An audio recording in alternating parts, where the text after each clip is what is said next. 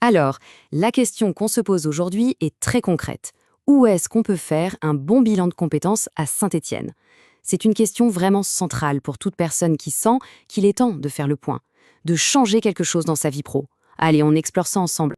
Souvent, tout part de là. De ce petit sentiment, cette impression un peu floue. On se dit que quelque chose cloche. Parfois, c'est une fatigue, un manque d'entrain.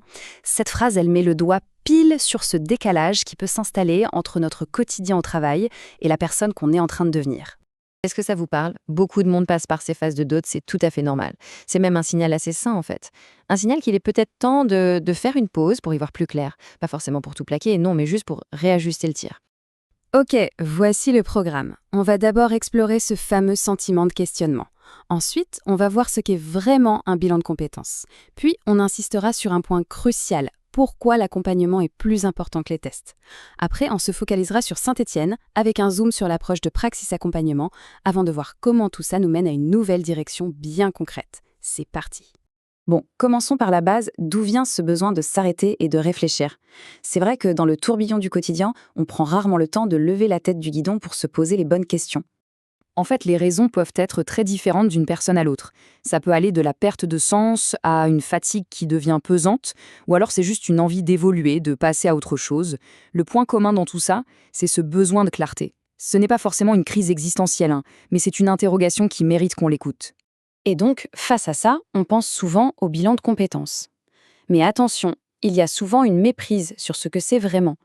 Il ne s'agit pas juste d'une machine à trouver un nouveau métier, c'est bien plus que ça. Voilà, la définition la plus simple et la plus juste, c'est celle-ci.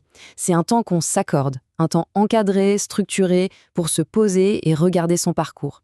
C'est un peu comme si on appuyait sur pause pour déplier la carte de sa carrière, non pas pour la juger, mais pour enfin comprendre le chemin parcouru. Le cœur du réacteur, c'est ce processus de relecture. On ne fait pas juste la liste de ses anciens postes. Non, on va bien plus loin. On va chercher les compétences qu'on a vraiment utilisées, les moments où on s'est senti bien à sa place. On met des mots sur ses valeurs, sur ce qui nous motive au fond. C'est ce travail d'archéologie personnelle qui permet de relier les points et de donner du sens à tout ça. Mais, et c'est en mais capital, un bilan de compétences, ce n'est pas une succession de tests de personnalité ou de questionnaires. La vraie valeur, le truc qui change la donne, se trouve ailleurs. C'est ça, le secret, il est là. Vous pouvez avoir les meilleurs outils du monde, si l'accompagnement humain n'est pas de qualité, ça ne marchera pas. Pourquoi? Parce que les vraies prises de conscience, celles qui débloquent tout, elles naissent dans le dialogue, dans un cadre de confiance, avec un regard extérieur qui s'est posé les bonnes questions. Alors, ça ressemble à quoi un bon accompagnement? Eh bien, ça repose sur ces 4 piliers. D'abord, un cadre clair pour se sentir en sécurité. Ensuite, une écoute vraiment attentive qui va au-delà des mots. Puis, des questions qui ne donnent pas les réponses, mais qui ouvrent des portes dans notre esprit. Et enfin, un cheminement progressif qui permet de démêler les choses pas à pas. D'accord. Maintenant qu'on a ça en tête, revenons à notre question de départ. Comment on trouve ce partenaire de qualité à Saint-Étienne? Il y a plusieurs organismes évidemment, mais le plus important c'est de regarder au-delà de la plaquette et de s'intéresser à leur philosophie. Et c'est justement là que l'approche de Praxis Accompagnement à Saint-Étienne devient intéressante. Parce que toute leur philosophie est construite autour de cette idée d'un accompagnement de haute qualité qui met la personne, et non pas une liste de métiers, au centre de tout. Regardez, la différence est fondamentale. L'approche standard, son but, c'est de trouver un nouveau métier, de mettre une personne dans une case. Chez Praxis, l'objectif est tout autre. C'est d'abord de comprendre ce qui a du sens pour la personne. On ne change pas seulement de question, on change carrément de philosophie. Très concrètement, ça veut dire qu'on va explorer des choses très personnelles. Qu'est-ce qui me donne de l'énergie au travail? Et à l'inverse, qu'est-ce qui m'en coûte? Quelles sont mes valeurs non négociables? Dans quel genre d'endroit? Quel type d'ambiance je peux m'épanouir?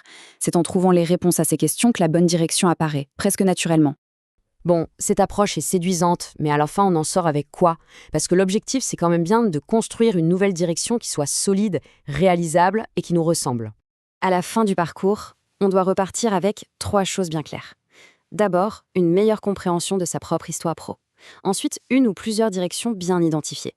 Et enfin, et c'est crucial, des étapes concrètes pour la suite. On ne repart pas avec une solution miracle, mais avec une boussole et une carte pour faire les premiers pas. C'est bien plus précieux.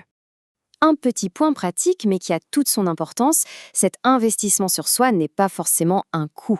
Le bilan de compétences, c'est un dispositif qui peut être entièrement financé grâce au compte personnel de formation, le fameux CPF. C'est bon à savoir. Pour moi, cette phrase, issue de Praxis Accompagnement, résume absolument tout. Il n'y a pas de solution toute faite, pas de recette magique. Chaque parcours est unique et mérite une approche sur mesure, une écoute attentive. Et c'est ça la différence entre un bilan un peu standard et un accompagnement qui change vraiment la vie. Et on termine sur cette question.